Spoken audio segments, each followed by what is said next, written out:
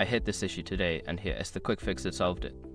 If you're looking to transfer your ESIM to a new Android device on Telus, follow these steps to make the process smooth. Step 1. Check device compatibility. Before starting the transfer, ensure your new Android device supports ESIM functionality. Most recent models do, but it's good to double check. Step 2. Backup your current ESIM. On your old device, go to the settings and back up your ESIM profile. This is usually found under mobile network settings. Step 3. Obtain a QR code from Telus. Contact Telus customer support or visit their website to request a new ESIM QR code for your new device. They may ask for your account details. Step 4. Scan the QR code on your new device.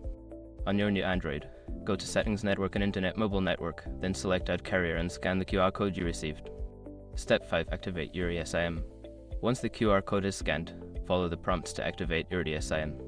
Make sure to restart your device afterward to ensure everything is working properly. Remember, if you run into issues, double-check that your old device is disconnected from the network before trying to activate on the new one. Good luck with your new phone!